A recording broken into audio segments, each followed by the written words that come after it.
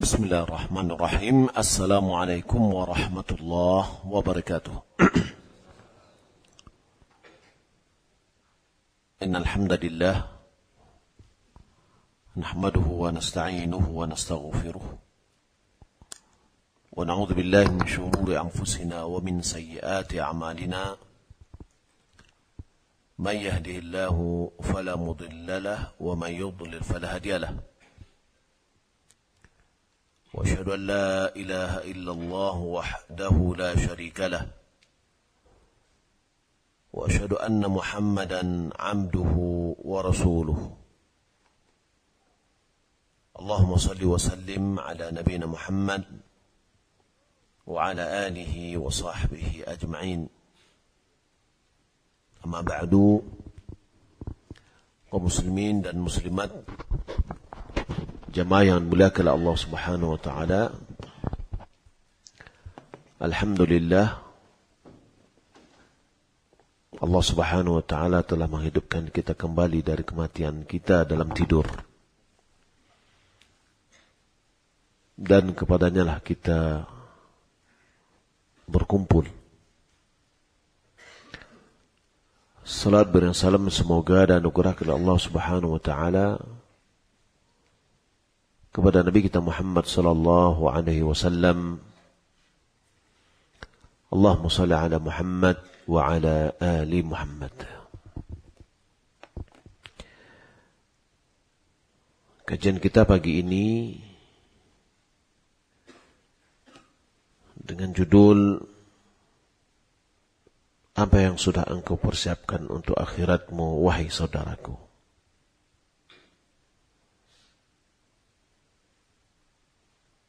Judul ini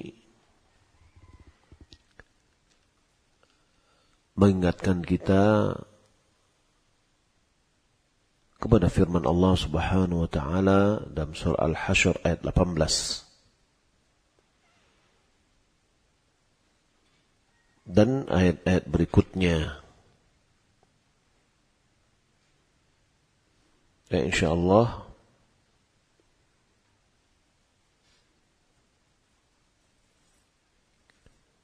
kita sama-sama mempelajari tafsir dari ayat ini dari kitab Tafsir As-Sa'di.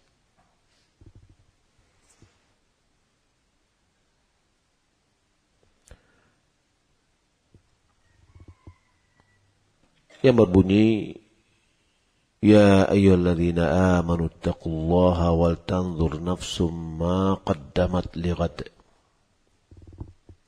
Wattaqullaha innallaha khabirum bima ta'malun. ولا تكونوا كالذين نسوا الله فأنساهم أنفسهم أولئك هم الفاسقون. لا يستوي أصحاب النار وأصحاب الجنة أصحاب الجنة هم الفائزون. لو أنزلنا هذا القرآن على جبل لرأيته خاشعا متصدعا من خشية الله وتلك الأمثال نضربها للناس لعلهم يتفكرون. Hai orang beriman, bertakwalah kepada Allah dan hendaklah setiap diri memperhatikan apa yang telah diperbuatnya untuk hari esok, yakni akhirat. Dan bertakwalah kepada Allah, sesungguhnya Allah Maha mengetahui apa yang kamu kerjakan. وَلَا تَكُونُوا كَالَّذِينَ نَسُوا اللَّهَ فَأَنْسَاهُمْ أَنفُسَهُمْ أُولَئِكَ هُمُ الْفَاسِقُونَ. Dan janganlah kamu seperti orang-orang yang lupa kepada Allah, lalu Allah menjadikan mereka lupa kepada diri mereka sendiri. Mereka itu adalah orang-orang yang fasik. La yastawi ashabun nari wa ashabul jannah ashabul jannati humul faizun. Tidak sama penghuni-penghuni neraka dengan penghuni-penghuni surga. Penghuni-penghuni surga itu adalah orang-orang yang beruntung. "Lau anzalna hadzal Qur'ana 'ala jabalin la ra'aitahu khashi'an mutasaddian min khasyatillah." Kalau sekiranya kami turunkan Al-Quran kepada sebuah gunung, pastilah kamu akan melihatnya tunduk, terpecah belah, takut, disebabkan ketakutan mereka kepada Allah.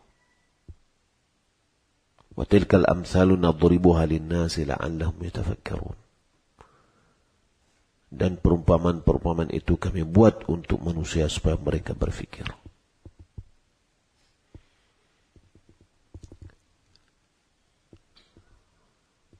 Syekh Abdurrahman As-Sa'di dia mengatakan,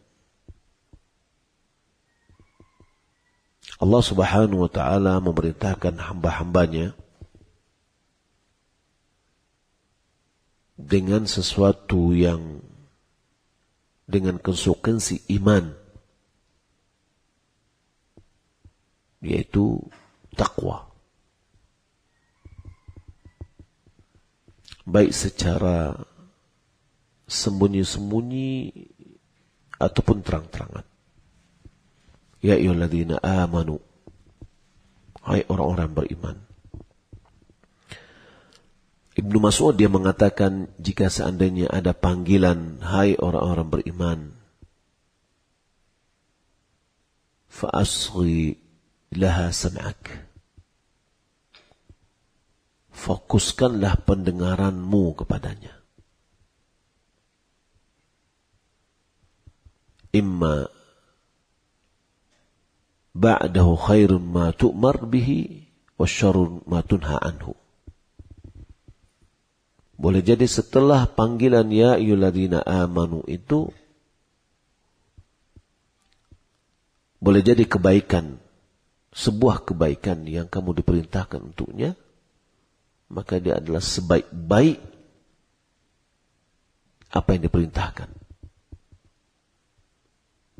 Atau setelahnya adalah larangan,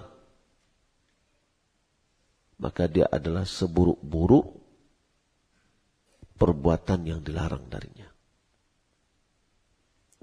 Maka di sini kita melihat ada perintah dan ada juga larangan. Perintah yang pertama adalah taqwa. Ittaqullah.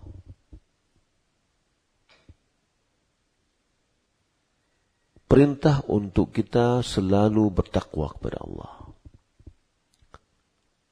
Apa itu taqwa? Berasal dari wiqayah. An taj'ala bainaka wa baina 'adzabillahi wiqayah. Bimtithali awamirihi wa ijtinabi nawahihi. Yaitu dengan kita buat tameng itu, dinding yang membatasi antara kita dengan azab Allah Subhanahu wa taala adalah dengan menjalankan perintahnya dan meninggalkan larangannya. Talq bin Habib dia mengatakan, at-taqwa an ta'mala bi ta'atillah ala nuri min Allah tarju thawab Allah. Engkau mengamalkan ketaatan kepada Allah di atas cahaya dari Allah dengan mengharapkan pahala dari Allah. Wa anta turka ma'siyat Allah ala nurin min Allah takhafu azab Allah. Kau tinggalkan maksiat kepada Allah di atas cahaya dari Allah karena takut dari azab Allah. Maka takwa itu membutuhkan ilmu. Ilmu terhadap ketaatan dan ilmu terhadap maksiat. Ilmu terhadap ketaatan, seorang melaksanakan ibadah karena dia tahu itu adalah ibadah. Dan dia harapkan dapatkan pahala. Ini motivasinya. Dan motivasi itu tidak merusak ikhlas. Nabi SAW juga mengatakan, man sama Ramadhana imanan wa ihtisaban. Siapa yang puasa bulan Ramadan didasari oleh iman, ini ilmu. Bahwasanya dia yakin itu ada perintah dari Allah. Bukan karena kebiasaan, bukan karena ikut-ikutan. Ala nurin min Allah, cahaya dari Allah. Dia tahu itu adalah merupakan kewajiban. Dia imani itu. Tarju thawab Allah dalam hadis itu ihtisaban. Dia mengharapkan pahala dari Allah. Dia mengharapkan pahala dari Allah. Jadi itu motivasinya. Apa yang dia dapatkan? Ghufir lahu ma taqaddama min dhanbihi. Diampuni dosa-dosa yang telah berlalu. Maka seorang bagaimanapun letih lelahnya dia, ketika ada kesempatan bagi dia untuk melaksanakan sebuah ketaatan, dia lakukan. Karena dia tahu itu adalah sebuah ketaatan, dan dia berharap pahala dalam hal itu. Begitu juga sebaliknya dalam maksiat. Ada orang mengatakan berawal maksiat itu tidak punya niat. Tapi terkadang karena ada kesempatan. Namun ketika al-ba'ith yang mendorong itu adalah takwa. Apa itu takwa tadi? Engkau meninggalkan maksiat. Dia tinggalkan maksiat bukan karena tidak mampu. Karena ada orang yang tidak berbuat maksiat karena dia tidak mampu. Atau karena dia tidak tahu. Tapi ketika dia tahu itu peluang, akhirnya dia lakukan. Tapi orang bertakwa, dia tinggalkan maksiat kepada Allah karena dia tahu itu adalah maksiat. Ada atau tidak ada kesempatan, dia tidak lakukan.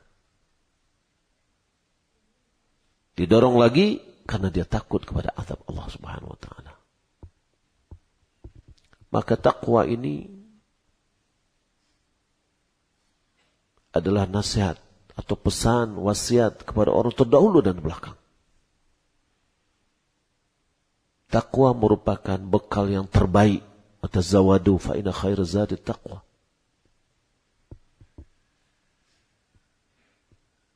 Dan Nabi memesankan ittaqillah haitsuma kunt. Bertakwalah kepada Allah dimanapun kamu berada. Maka seluruh keadaan kita harus bertakwa. Bagaimana? Dengan cara memperhatikan apa yang diperintahkan oleh Allah Subhanahu wa taala. Dari seluruh perintah-perintah dan syariat-syariatnya serta batas-batasnya. Ihfazillah ihfazk. Ihfazillah tajiduh tujahak. Ini adalah bentuk ketakwaan. Dan melihat apa yang wajib dia, apa haknya dan apa kewajibannya. Dia tunaikan kewajiban yang harus dilaksanakan. Dia terima apa yang merupakan haknya. Dan orang yang bertakwa, dia juga memperhatikan apa yang akan bisa dia raih dari amalan-amalan yang bisa mendatangkan manfaat untuk mereka. Dan dia perhatikan juga amalan-amalan yang bisa memudaratkannya pada hari kiamat. Sesungguhnya orang-orang beriman, apabila dia jadikan akhirat itu merupakan selalu titik pandangannya, dan selalu menjadikan kiblat hatinya adalah akhirat, maka dia akan selalu memberikan perhatian yang kuat. Bersungguh-sungguh untuk memperbanyak amalan-amalan yang bisa menghantarnya kepada akhirat itu. Dan membersihkan hatinya dari hal-hal yang bisa memutuskan dan menghalanginya dari berjalan menuju kepada akhirat.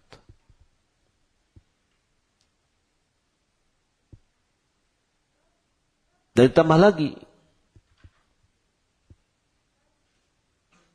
di ujung dikatakan innallaha khabirum bima ta'malun. Sesungguhnya Allah Maha memberitahukan apa yang kamu lakukan.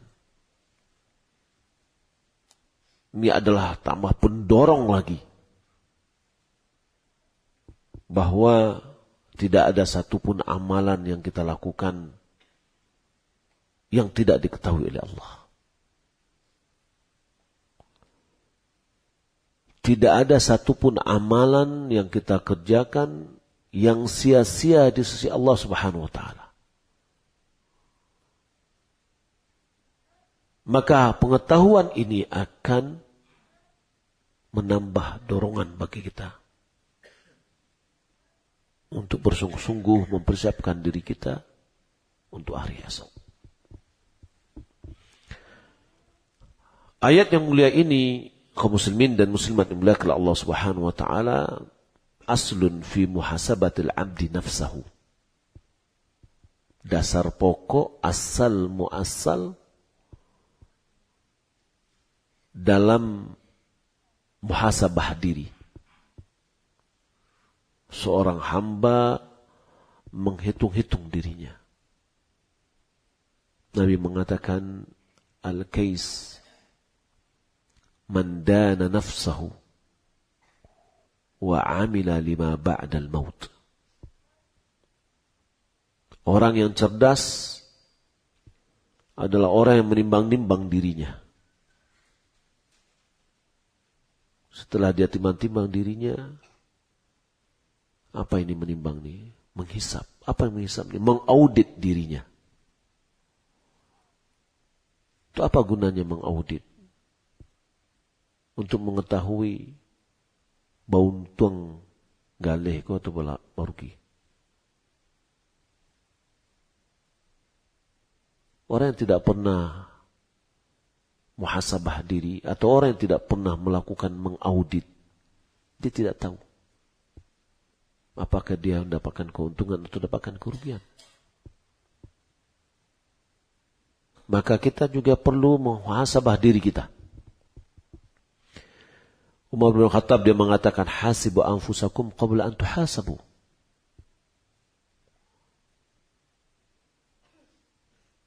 Hitung-hitunglah diri kalian sebelum kalian dihitung. Wazinuha qabla an tuzanu. Timbang-timbanglah sebelum dia ditimbang. Karena itu akan mudah bagi kita sebelum datang perhitungan itu. Maka ayat ini adalah ayat muhasabah. Menghitung diri kita. Maka seorang hamba hendaklah pantas bagi dia untuk memperhatikan dirinya.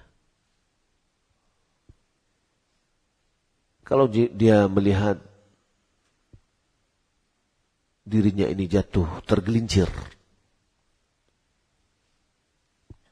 maka dia segera untuk bisa meninggalkannya dan berusaha meraih penggantinya.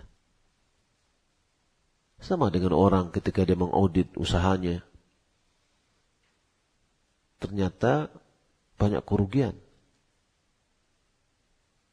Maka pada tahun yang akan datang dia akan mencoba bagaimana menutup kerugian yang terjadi pada tahun yang telah berlalu.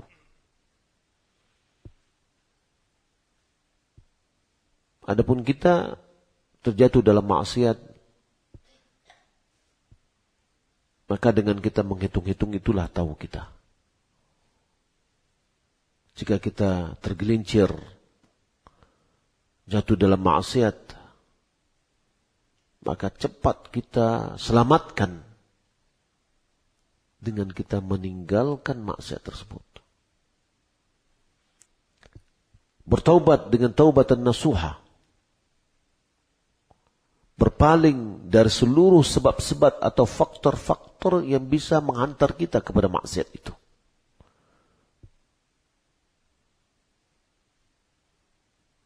Dan jika dia melihat dirinya lalai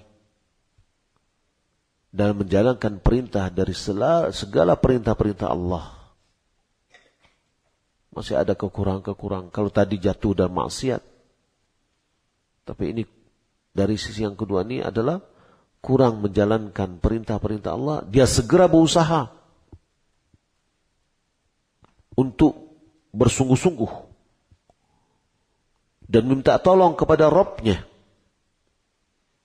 agar dimudahkan baginya untuk menyempurnakan dan melengkapi. Kita diajarkan oleh Nabi kita Muhammad SAW doa, Allahumma a'inni ala dzikrika wa syukrika wa husni ibadatik. Ya Allah, bantu aku di dalam berzikir kepadamu, bersyukur kepadamu, dan melaksanakan ibadah yang terbaik. Karena kita tidak akan bisa melaksanakan itu dengan baik kecuali dengan taufik dari Allah. Pertolongan dari Allah. Kita sering lalai. Kita sering lupa. Kalaulah tidak dengan pertolongan Allah Subhanahu wa taala, kita tidak akan bisa berzikir, kita tidak bisa bersyukur, kita tidak bisa beribadah yang terbaik kepada Allah Subhanahu wa taala. Maka perlu kita mohon pertolongan kepada Allah Subhanahu wa taala. Agar kita bisa juga memberikan yang terbaik, beribadah dengan terbaik, beribadah dengan ihsan. An ta'budallah ka'annaka tarahu, fa in lam takun tarahu fa innahu yarak. Engkau beribadah kepada Allah seakan-akan engkau melihatnya. Jika engkau tidak melihatnya, sesungguhnya dia melihatmu. Artinya apa? Ihsan itu adalah melaksanakan semua ibadah yang semestinya,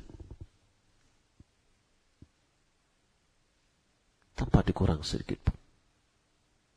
Itu yang ihsan. Lalu diberikan pendekatan. Kalau seandainya seorang ia ingin dinilai pekerjaannya, lalu orang yang menilainya berada di hadapan dia, kira-kira apakah dia akan lalai, cuek, atau asal-asalan di dalam menjalankan tugasnya? Yang penilainya ada di hadapan dia. Tentu dia tidak akan lalai. Dia akan bekerja dengan sungguh-sungguh sesuai dengan yang dituntut. Tapi kadang kita lalai ketika kita tidak melihat orang yang menilai kita. Akhirnya kita mengerjakannya asal jadi. Ihsan, ketika imannya sudah kuat, dan ihsan merupakan tingkat yang tertinggi di dalam tingkatan Islam. Islam, iman, dan ihsan. Tingkatan dalam agama kita.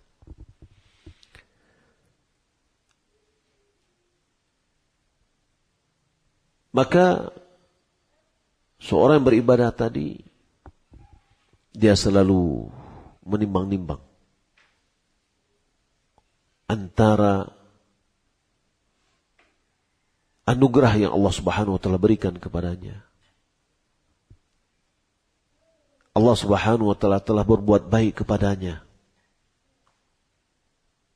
dengan ditimbang dengan kelalaian yang dia lakukan dalam menjalankan kewajiban yang telah diwajibkan oleh Allah. Kalau itu ditimbang-timbang, maka akan muncul rasa malu kepada Allah Subhanahu wa ta'ala.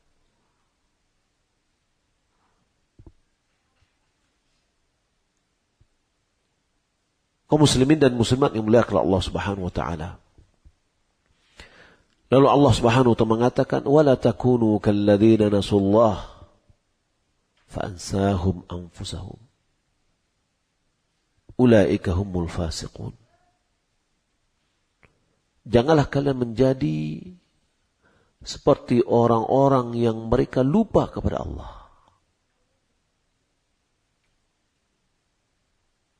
Ketika kita lupa kepada Allah,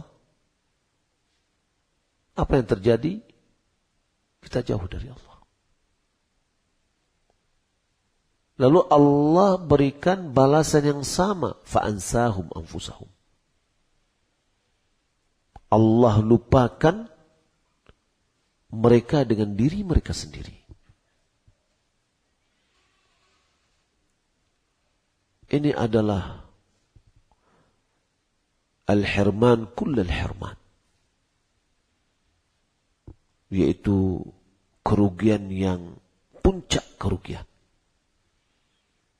keterhalangan dari puncak keterhalangan.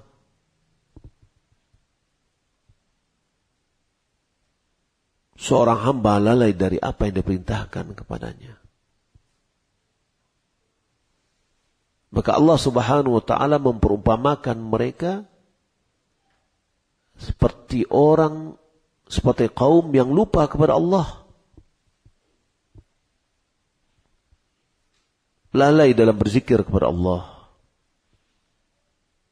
Lalai di dalam menjalankan hak Allah. Maka dia selalu berupaya untuk dirinya sendiri. Mengikuti hawa nafsunya, syahwatnya.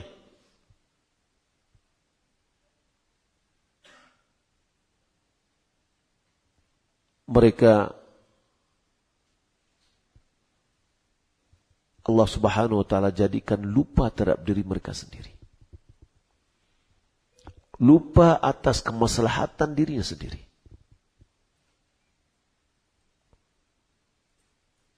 Allah lalaikan mereka dari manfaat-manfaat yang bisa datang kepada diri mereka. Sehingga mereka mendapatkan kesengsaraan. Coba kita lihat orang yang terjerumus narkoba. Ya, isi penjara itu pada umumnya adalah 80% itu narkoba. Kenapa dia mau mendekat, mungkin mengkonsumsi narkoba atau menjual narkoba? Yang dia tahu itu adalah haram. Karena dia lalai kepada Allah. Pada saat dia lalai, dia dekat dengan haram, Allah lalaikan dia, lupakan dia dengan dirinya sendiri dan manfaat dirinya dan keluarganya. Lupa dia bahwasanya itu adalah membahayakan dirinya sendiri. Lupa dia itu membahayakan keluarganya.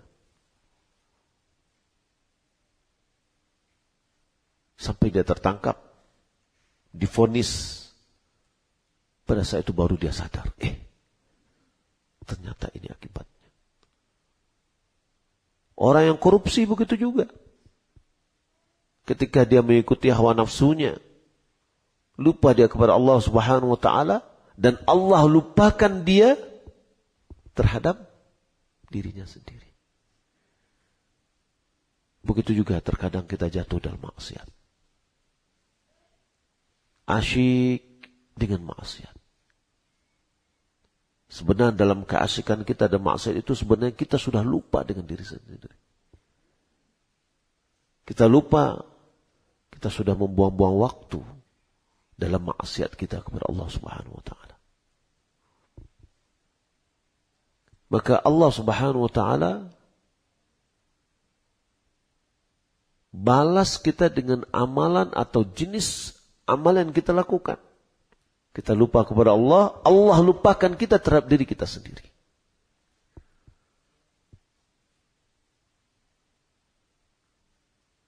ulaika humul fasiqun. Mereka itu adalah orang-orang yang fasik. Yang jauh dari ketaatan, yang keluar dari ketaatan kepada Rabb-Nya. Dan terjerumus di dalam maksiat. Gelimbang dosa. Lalu bagaimana caranya kita untuk menjaga diri kita ini? Hendaklah selalu kita ingat Allah. Agar kita tidak lalai. Agar kita tidak terjerumus. La yastawi ashabun nari wa ashabul jannah. Ashabul jannati humul faizun.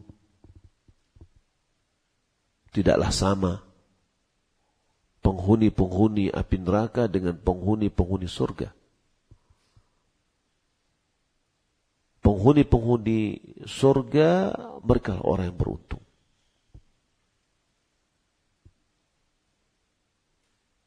Syekh mengatakan fahal yastawi man hafadha ala taqwallah wa nadhar lima qaddama lighadihi.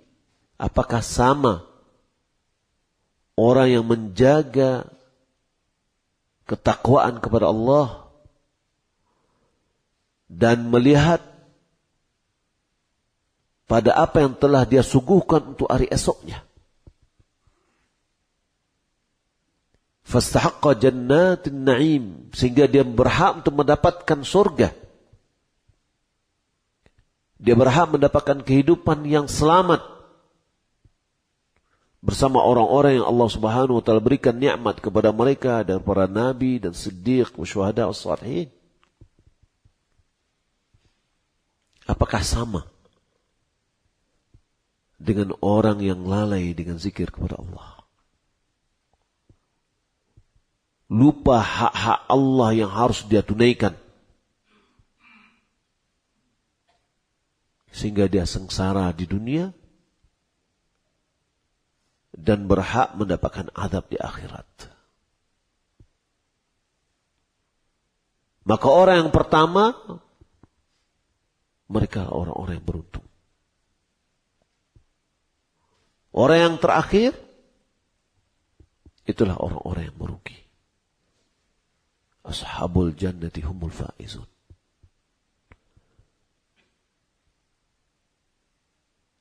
Maka adalah selalu kita melihat kehidupan kita sehari-hari ini, pandangnya adalah akhirat terus. Nabi SAW mengatakan,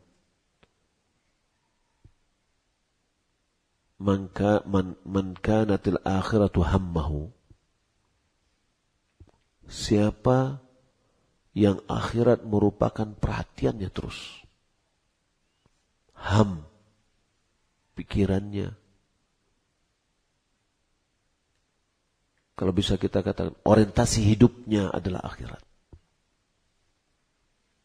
Artinya semua potensi yang dia miliki, dia kerahkan untuk akhirat. Jabatan yang dia punyai, dia pergunakan untuk mendapatkan akhirat. Harta yang dia miliki, dia berikan untuk akhirat. Apapun potensi yang dia miliki, dia kerahkan semuanya untuk akhirat. Ja'alallahu ghinahu fi qalbihi. Allah akan jadikan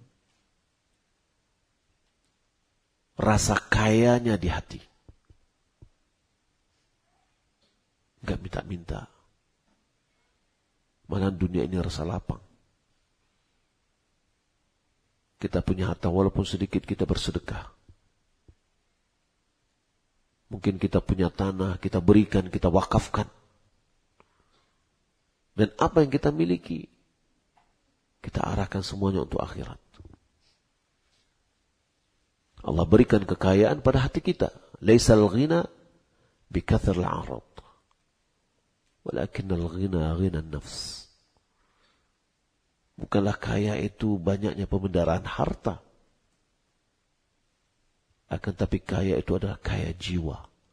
Berapa orang terkadang berdasi, pejabat, punya harta banyak, tapi selalu minta uang ke orang. Meminta-minta. Meminta-minta itu orang fakir namanya. Ya, orang yang butuh. Orang kaya itu dia tidak butuh. Sudah merasa cukup. Maka yang kaya sesungguhnya adalah kaya jiwa. Jika orientasi hidup kita semuanya adalah akhirat, bukan berarti kita hanya duduk di masjid saja, tidak. Apa yang kita miliki? Malahan setiap persendian yang kita miliki ini hendaklah kita sedekahkan. Nabi mengatakan, kullu sulama min bani Adam alaihi lahu sadaqah. Setiap persendian dari anak Adam ini berhak untuk dia berikan sedekah. Kulla yaumin tatla'u fihi syams, setiap hari terbitnya matahari. Ta'dilu bainal itsnaini sadaqah. Bersedekah itu tidak mesti dengan materia, dengan uang. Tapi kita bersikap adil di antara dua orang yang berselisih, itu adalah sedekah. Tu'inu rajula fi dabatihi. Engkau bantu orang dalam kendaraannya. Tarfa'uhu alaihi au tarfa'u lahu mata'ahu. Kita mengangkat dia ke kendaraannya, menolong dia ke kendaraannya, atau kita menolong barangnya, kita angkatkan kendaraannya. Sedekah. Wal kalimatu thayyibah sadaqah. Berkata baik saja itu ada sedekah. Ta'muru bil ma'ruf sadaqah wa tanha 'anil munkar sadaqah. Menyuruh kepada kebaikan sedekah, melarang dari kemungkaran sedekah. Artinya, nikmat yang Allah berikan kepada kita dalam persendian ini, kita pergunakan pada hal-hal yang baik. Wa jama'a syamlahu. Allah mudahkan urusannya. Wa attathu dunya wa hiya raghimah. Dunia mendatanginya dalam keadaan terhina. Artinya apa? Dunia mengejarnya. Ya? Mana yang terhina? Mengejar atau yang dikejar? Hah? Mengejar. Yang terhormat? Yang dikejar. Sekarang ini banyak orang mengejar benda mati. Zaman sekarang ini. Kursi kosong yang dikejar. Ya. Tapi kalau kita beramal karena Allah Subhanahu wa taala, orientasi hidup kita adalah akhirat, dunia mengejar kita. Wahiyar raghimah. Dia dalam keadaan terhina. Seakan-akan dia mengatakan, bawa saya. Orang yang sering bersedekah juga, seakan-akan dia tidak mau dengan uangnya, tapi uangnya datang lagi. Ya. Tapi sebaliknya, man kanatid dunya hammahu. Siapa yang dunia orientasi hidupnya, sedikit-sedikit dunia, kurang gaji karena terlambat, itu adalah hak wajib supaya hartanya halal dibawa pulang. Tapi kita marah-marah, ya, karena merasa dikurangi, karena orientasinya adalah dunia. Ja'alallahu faqrahu baina ainai. Allah jadikan kefakirannya di depan mata. Pakai kacamata fakir dia. Lihat ke sini, nanti apa yang di sini kurang? kesini. Semuanya kurang aja. Butuh terus. Karena dia sudah pakai kacamata kefakiran. Lalu, wasyattata syamlahu. Allah porak-porandakan urusannya. Kita lihat orang yang terjerumus dalam korupsi. Karena dia mandang butuh terus. Ya. Akhirnya dia lupa. Yang akibatnya kehidupannya porak-poranda. Dia dihukum, masuk penjara, istri minta cerai, anak broken home. Entah kemana. Porak-poranda urusannya. Adapun dunianya, wala ta'tihi minad dunya illa ma qad kutiba lahu. Tidaklah dia akan raih dari dunia itu kecuali apa yang telah dituliskan. Apa yang telah kita dapatkan dari dunia itu adalah bagian yang telah Allah tetapkan untuk kita. Semenjak kita berumur 4 bulan dalam kandungan ibu kita. Dan apa yang akan kita jemput, dia tidak juga keluar dari apa yang telah dituliskan. Ada orang bikin toko, buka 24 jam. Ada orang buka usaha hanya setengah hari. Apa yang didapatkan oleh setengah hari tidak akan mengurangi apa yang telah dia dapatkan, apa yang telah dituliskan di Lauhul Mahfuz. Yang buka 24 jam tidak akan menambah dari apa yang telah dituliskan.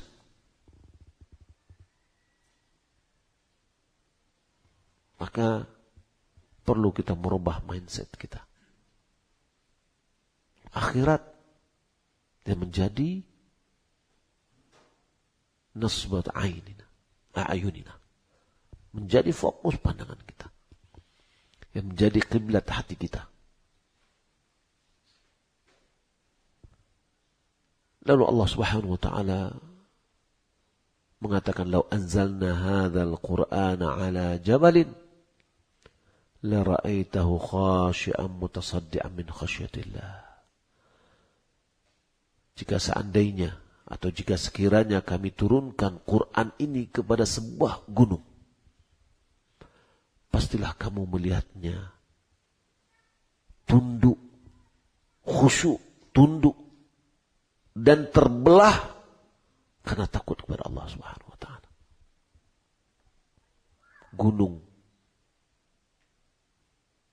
batu, benda padat, juga dikatakan benda mati. Tapi dia mendapatkan pengaruh, berinteraksi dengan Al-Quran. Ada batu yang menyampaikan bersalam kepada Nabi. Ada batu yang melarikan bajunya Nabi Musa. Makhluk Allah Subhanahu wa taala. Masing-masing dia bertasbih kepada Allah.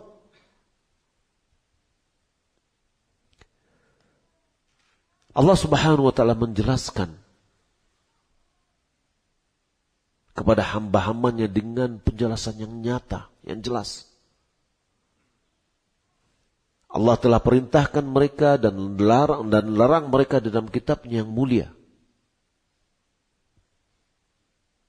Perintah dan larangan, keterangan-keterangan yang ada dalam Al-Quran ini seharusnya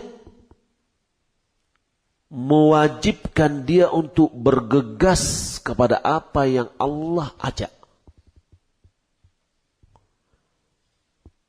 Seharusnya itu mendorong mereka untuk segera mempersiapkan dirinya untuk akhiratnya. Walaupun keadaan mereka itu dalam keadaan hati yang keras, seperti gunung yang menjulang tinggi, yang kokoh.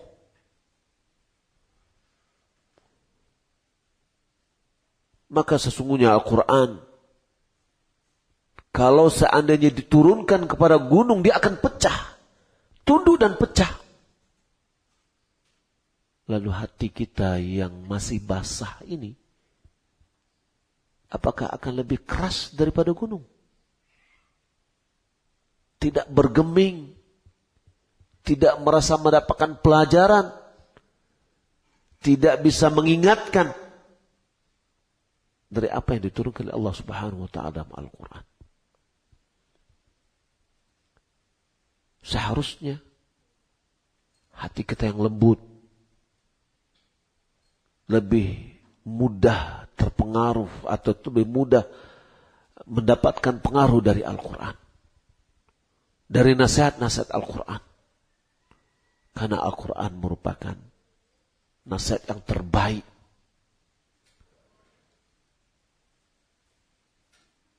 Perintah-perintah dan larang-larang yang ada di dalamnya.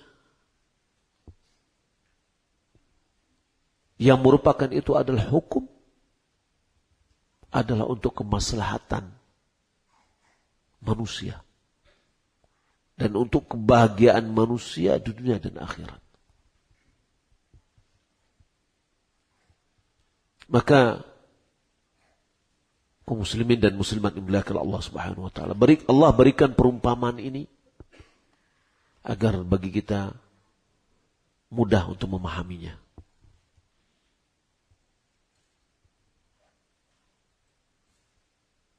Kita menimbang-nimbang diri kita ini. Ya, apakah sudah begitu keras? Tidak merasa mendapatkan pelajaran dari apa yang Allah Subhanahu wa taala turunkan. Kaum muslimin dan muslimat dimuliakan Allah Subhanahu wa taala. Maka ini mengajak kita untuk bertafakkur dalam ayat-ayat Allah Subhanahu wa taala. Mentadabburinya. Karena mentadabburi dan mentafakkur ayat-ayat Allah akan membuka bagi seorang hamba pintu-pintu ilmu. Akan jelas baginya jalan-jalan kebaikan dengan jalan-jalan keburukan. Akan mendorong dirinya untuk menjalankan akhlak yang mulia. Menghiasi dirinya dengan sifat-sifat yang baik. Serta mengingatkan dirinya agar menjauhi akhlak-akhlak yang jelek. Dan tidak ada yang lebih bermanfaat bagi seorang hamba daripada bertafakkur dalam Al-Quran, mentadabburi makna-maknanya. Yang malam tadi juga kita sudah singgung. Bagaimana seharusnya kita harus tingkatkan mentadabburi Al-Quran. Kita harus belajar bagaimana kita bisa memahami apa yang sedang kita baca. Sehingga bagaimana ketika kita membaca itu berdiri bulu roma kita. Ya. Menangis kita. Bertambah iman kita.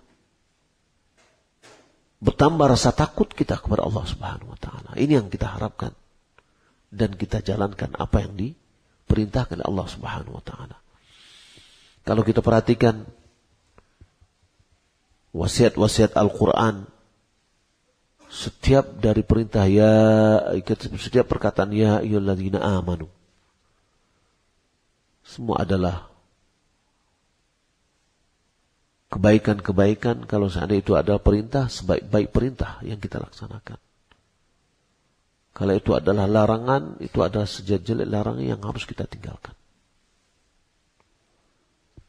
Maka oleh karena itu mari kita persiapkan diri kita untuk hari esok kita dengan amal yang banyak, dengan bermacam-macam zikir, dan sebaik-baik zikir ada membaca Al-Quran, Dan apa saja yang bisa kita amalkan sesuai dengan apa yang telah digariskan dalam agama kita. Bapak Ibu dimuliakan Allah Subhanahu wa taala, mudah-mudahan apa yang kita sampaikan bermanfaat untuk diri saya sendiri dan untuk kita semua.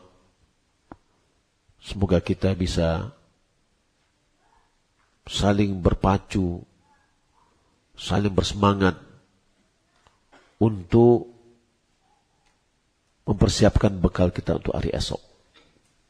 Hari yang pasti semua kita akan melaluinya. Wallahu ta'ala alam. Wassalamualaikum Muhammadin wa ala alihi wa sahbihi ajma'in. Kalau seandainya ada yang tanya jawab, kita buka sesi tanya jawab, boleh ditulis, ya, baik yang kita pelajari maupun hal-hal yang lain. Wallahu ta'ala alam. Kalau antum ada orang mendoakan, antum aminkan, boleh. Kalau antum mengaminkan, ya. Tapi doa bersama pertama setelah sholat itu tidak ada disyariatkan. Karena doa kita itu masing-masing. Tapi Nabi pernah didatangi oleh 3 orang, di antara ada Abu Hurairah. Masing-masing mereka minta didoakan oleh Nabi. Lalu Nabi berdoa, mendoakan Abu Hurairah. Kemudian Abu Hurairah mengaminkan doanya Nabi. Wallahu ta'ala alam. Seorang pegawai dipakai namanya untuk kegiatan, tapi dia tidak ikut dalam kegiatan tersebut. Tapi tanggung jawab kegiatan itu sama dia. Dan dia dapat uang dari hasil memakai namanya. Apakah ini boleh? Kalau seandainya dia sudah penanggung jawab terhadap kegiatan itu, dan dari konsekuensi tanggung jawab itu dia mendapatkan honor, walaupun dia tidak hadir pada acara itu. Tapi dia punya tanggung jawab. Ya. Maka honornya boleh dia dapatkan.